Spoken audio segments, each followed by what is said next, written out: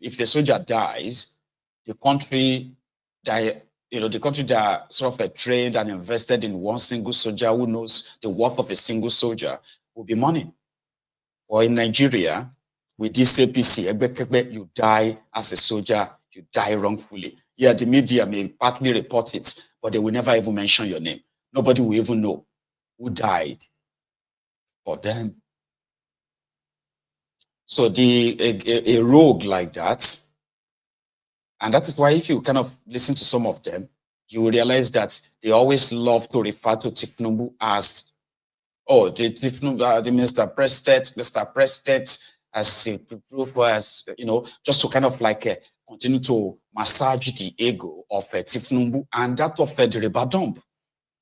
While behind that old facade, right, people are going through it like the hell that it is.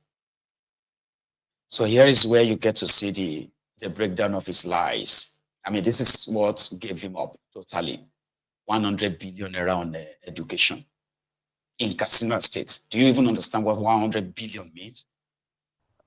I'm quite sure that if this statistics or if this survey is reviewed, this figure must come down drastically, because when we came on board, we make sure that we invest heavily in education. If you look at our budget 2024 and the budget 2025, education has the highest budgetary allocation. And we are giving priority to that. We are creating more schools. We have recruited over 7,000 new teachers in the state at once.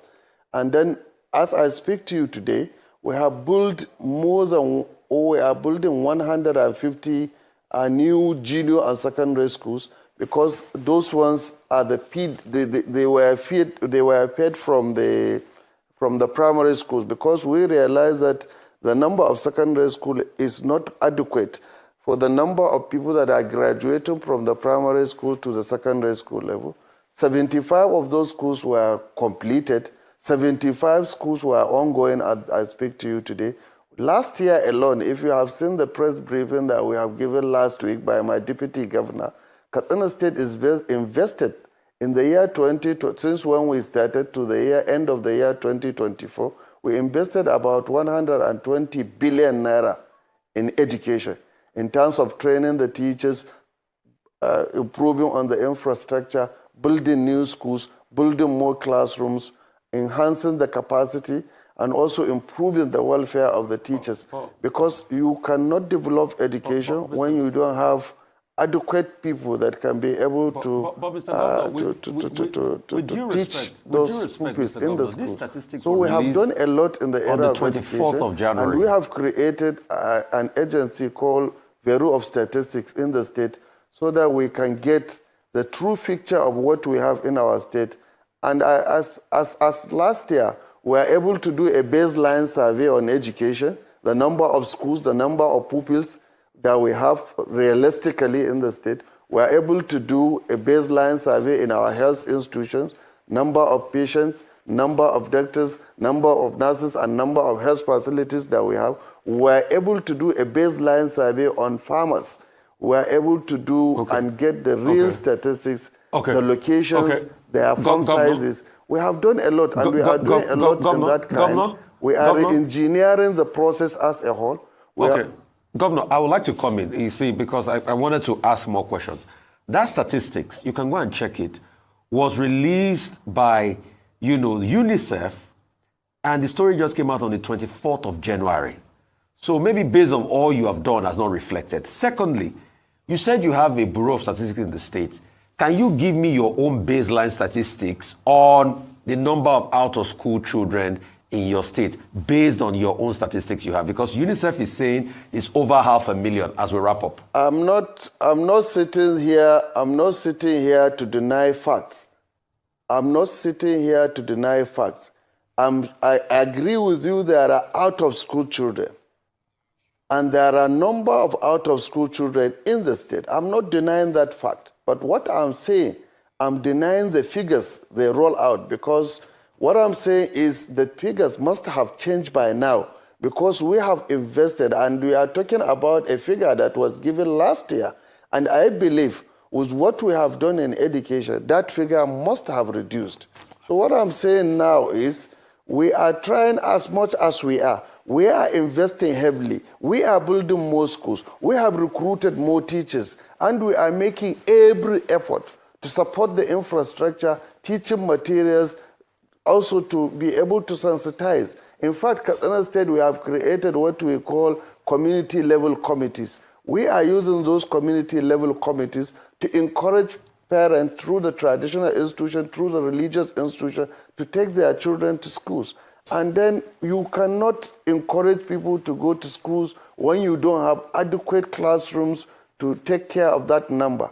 So what we are doing as a government now is improving on the number of classes, improving on the number of teachers, improving on the number of infrastructure, and then the furniture in the house, in the school. Right, like I said, they have penchant for lying and then repeating the lies because they believe that the more, probably the more you repeat a lie, the more it will become the truth. And to make the matter worse, a typical APC person or Nigeria politician, they have this gift of lying to themselves, lying to the people, because before you lie to people, you have to tell the lie to yourself. And to make the matter worse, which I kind of categorize it as a state of a mental disorder, is that normally you shouldn't lie to yourself. If you are lying to yourself, that means you are now suffering from mental disorder. Because in Yoruba land, we say two people don't actually, lose out on lies. If the person that they are lying to does not know that they are lying to him, fine. The person that is lying does know that he or she is lying. But to begin to kind of like believe your own lies is a state of mental disorder. Where you can now say to people that, you see, facts don't really matter. And you can easily point fingers and say, oh, you are saying all of this because you don't like me. No, it's not about whether I like you or not. It's just about the facts. You are lying. How about you admit that you are lying and then turn a new leaf and begin to say the truth? Some of them would rather eat bar soap than to tell the truth. You are expected to actually join in believing their lies as well. Talking about lies. Adebayo Shitu was the former minister of communication or something under Bokwari. Now, Adebayo Shitu was on a program, AIT platform, and the conversation was about many things, including the state of Nigeria economy. So Adebayo Shitu told his host this. He said, things are really, really tough in Nigeria, which is true. That a woman was calling him. A woman called him 30 times for 3,000 naira. And unfortunately, he didn't have 3,000 naira. It's broke. And I was like, okay, typical. You can imagine, yesterday, before I left home, before I left Ibadan, somebody phoned me from Bauchi and was begging me for 1,000 naira. It could be a life-saving 1,000 naira. Yes, he said for 2 days he had not eaten. Again, about a week ago, somebody also called me, a woman, wanted 3,000 naira. At the time she wanted that money, unbelievably, I myself didn't have that money. And the woman called me 30 times in one day. 30 times. It's not my business to doubt the poverty situation of such people calling. So when you go to such people to ask for their votes or their policy support, they don't care what you are capable of doing. What they are interested in is what they can get out of you today. So that's weaponization of poverty. Nigerians will be wondering, this is a former minister. Look, people ask Minister me, for when 4 I years, say I don't have money, you don't have 3,000. I ask them, when you leave the office of minister, do you still get paid? You don't still get paid. Unless you have stolen while in office, it becomes very challenging. I thank God that I have about 10 children who are already graduates, and it is resources from their monthly resources that I used to take care of. You're still in politics. I'm still in politics. So how do you cope with present-day Nigeria politics, where when you call for political meetings, you provide for logistics, pay members of your party for attending? How do you cope with Well, it is not for me at this stage to, tell you how I cope. Otherwise, and Nigerians will want to know. This interview will become too personalized. But no, we want to learn from your personal experience. Let me tell you, number one, there I are have lessons always that said could be it, drawn. I will never steal government money. I will never steal it. So Adebayo Shitu, the former communication minister under Bukwari, that presents himself as, he doesn't have any kind of any scandal to start with, but it is such a rarity for people to believe that a former minister doesn't have 3,000 naira. Now, forget about whether he looted money or he didn't loot money, still public fund, okay? He happened to be, or should I say, before he got appointed to become a minister, he probably had a life. I want to believe that. Because the idea of, I don't have access to public money anymore. And then the idea of you, before you join politics, that you should have a life. Here you get now, like if you are a professional, this or that, you should probably have a life. So if a former minister says he's very poor, he can't afford 3,000 naira, it's kind of like a tough one, On the other hand, I would want to believe him. Yeah, I want to believe him. Okay, let's take out, okay, he didn't steal money, and then he's not rich before he became a minister, which is not true. I'm not going to say, maybe I shouldn't use the word rich, but he was a comfortable person. In fact, he wanted to be the governor in your state as well, right? So using that kind of analogy to explain what people are passing through seemed to me like a mockery. So that it never happens, because imagine somebody who has the phone number of a minister or a former minister, and now you have to ask for from Bauchi is a 1,000 naira. Just saying, there must be a level of relationship that you must have to have the direct phone number of a minister or a former minister to start with. But let's take the message and leave the messenger, okay? So that people are going through a lot in that contraption, right? Is like, it is not an exaggeration. You get what I mean? It's just that there are those who are subsidizing the hardship that Nigerians are facing. Would you agree? Nigeria is a place whereby, rather than for people who can count all their losses in the due to the economic policies, government policies that has taken away everything, almost everything away from you, right?